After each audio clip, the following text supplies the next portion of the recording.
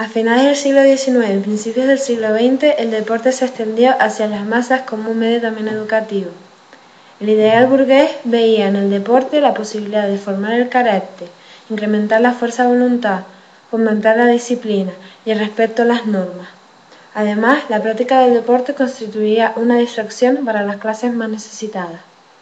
Sin embargo, la práctica popular del deporte no atraía a muchos seguidores, por lo que se tuvo que convertir en un espectáculo que atrajera a los medios de comunicación y una gran cantidad de espectadores que se convertían en aficionados.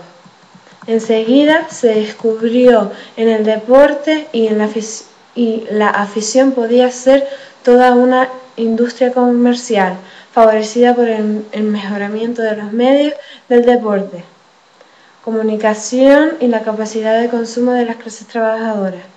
Con su popularización, la oferta deportista cambió.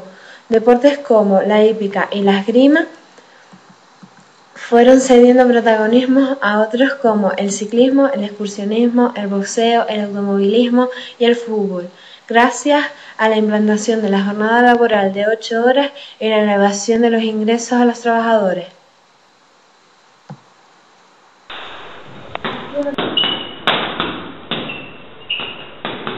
Ahora hablaremos de la moda del siglo XX, en la cual guerras y revoluciones sociales trajeron cambios definitivos en la industria de la moda.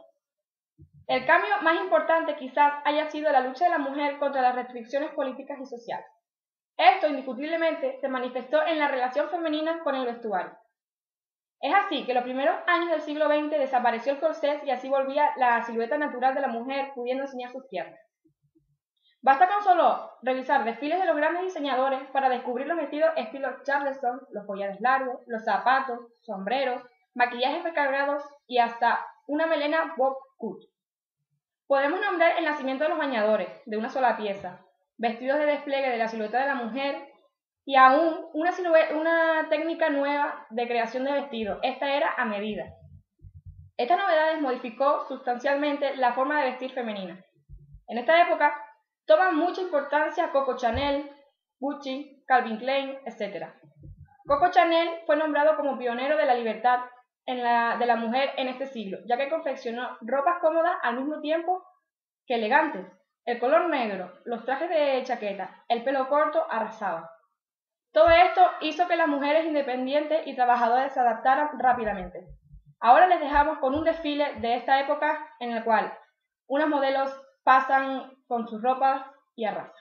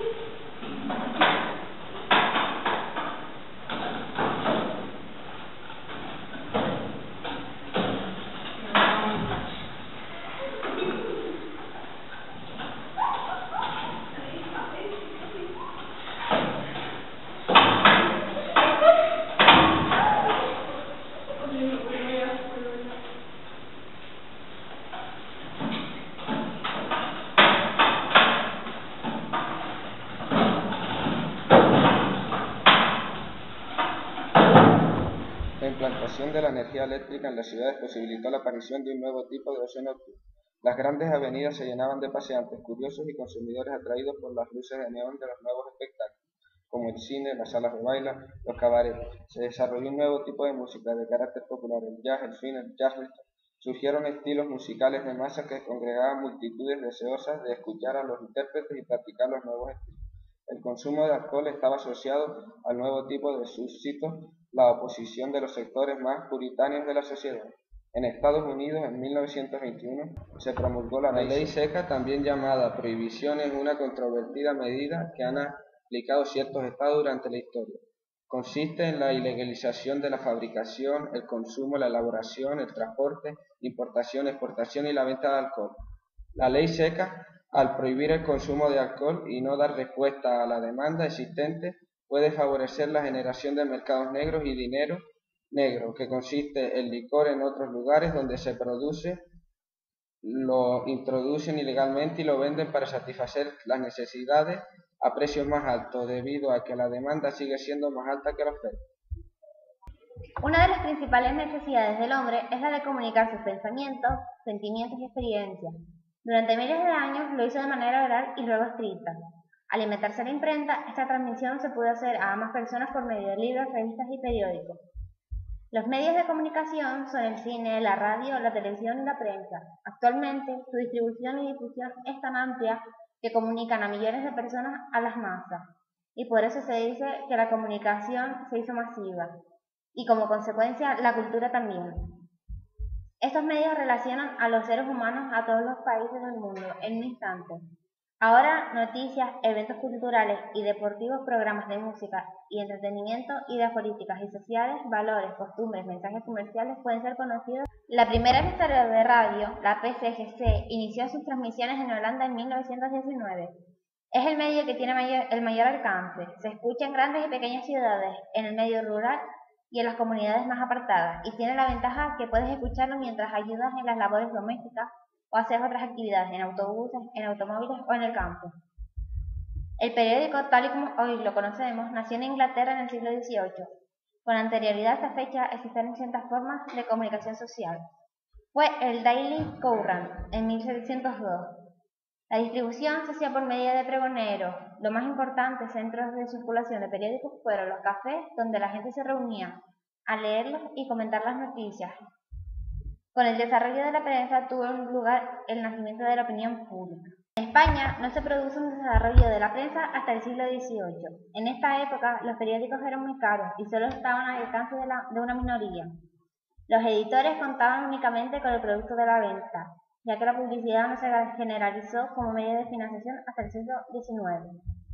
La prensa del siglo XVIII constituyó uno de los cauces más importantes por el que penetraron las ideas ilustradas en España. Podemos distinguir tres etapas. Entre 1837 y 1750, consolidación de la prensa en España con la aparición de los primeros periódicos como el Diario de los Literatos. Entre 1950 y 1970, época de madurez y especialización. Desde 1770, momento de decadencia, desaparecen muchas publicaciones debido a los acontecimientos políticos y la situación exterior, como puede ser la Revolución Francesa.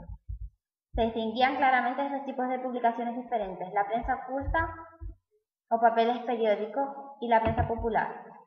A continuación podemos observar la distinta realización de los medios de comunicación.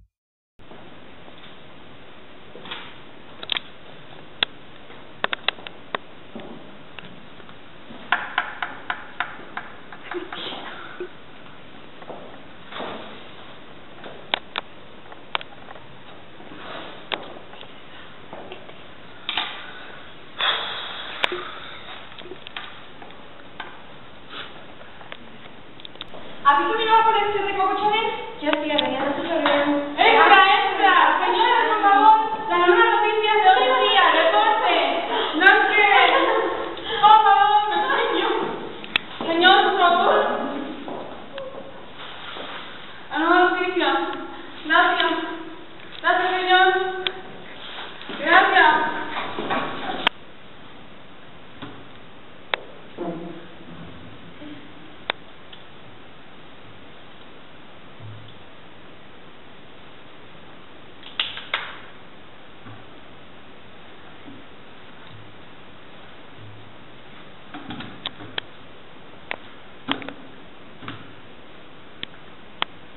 Buenos días, ahora continuamos con el espacio del cine en Estados Unidos. En el siglo XX, en Estados Unidos, se formó gran parte de la historia del cine, ya que fue allí donde pasaron etapas importantes como fue el cine mudo, al cual se le llama así, aunque esto no es del todo exacto. Aunque es cierto que las proyecciones solo podían por sí mismas mostrar imágenes en movimiento sin sonido alguno. Las proyecciones en las salas iban acompañadas de la música tocada por un pianista o pequeñas orquestas. Las productoras se encargaban partituras originales para sus películas más prestigiosas, con lo que al cine solo le faltaba hablar. Había una gran producción cinematográfica en Hollywood y el público se contentaba con las películas producidas. En Estados Unidos, David Griffith, con El nacimiento de una nación en tolerancia, cambió el cine para siempre, con el que nace la verdad del lenguaje cinematográfico. Otro aspecto del cine era el cine sonoro, que es aquel que incorpora en las películas sonidos sincronizados. En el año 1926, la productora Warner Brothers introdujo el Vitaphone, el cual consistía en las grabaciones de las bandas sonoras musicales y los textos hablados en grandes discos que se sincronizaban con la acción de la pantalla. Quizás el único de los grandes del cine mudo que siguió haciendo películas sin sonido fue Charles Chaplin, el cual fue una de las grandes estrellas del cine mudo con su personaje Chaplin. Chaplin fue actor y director de obras maestras como Tiempos modernos o El gran dictador. Los hermanos Marx fueron los grandes cómicos de la primera etapa del cine sonoro. Satirizaron la sociedad estadounidense en obras como Sopa de ganso. Por último, en Estados Unidos se dio el cine negro, en el cual la crítica se encuentra entre los que condicionarían como una corriente hablada de un momento determinado de la historia de la producción cinematográfica en Hollywood en los años 40 y 50. Se emplea un lenguaje elíptico y metafórico, donde se describe la escena caracterizada con una iluminación tenebrosa en el claro oscuro. En el cine negro destacan las películas de Billy Wilder y Chris Land, con La mujer del cuadro, entre otros.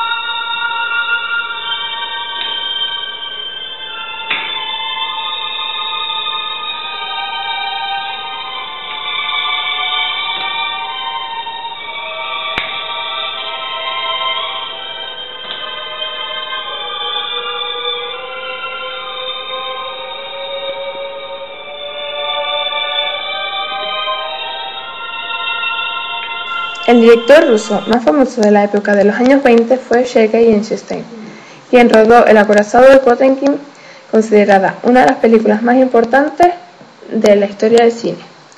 Esta película introducía un nuevo lenguaje visual, un método de narración cinematográfico revolucionario por aquellos años. La innovadora y atrevida técnica de montaje inventada por Eisenstein sirvió de inspiración para el desarrollo posterior del cine. El acorazado de Potemkin es una película que narra lo ocurrido dentro del primer intento fallido de revolución en 1905.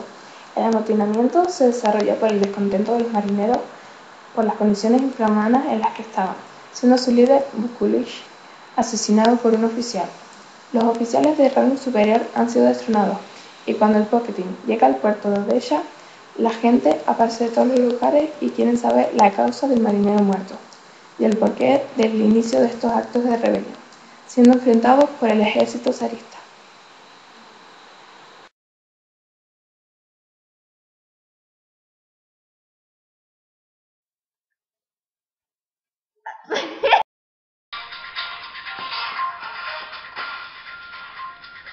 Buenos días. Buenos días. Toma 164. El deporte. 190.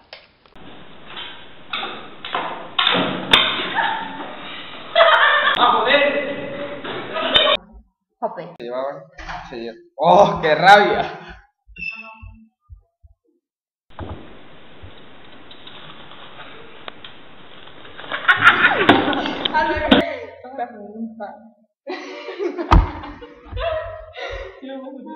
Toma falsa de Chaplin.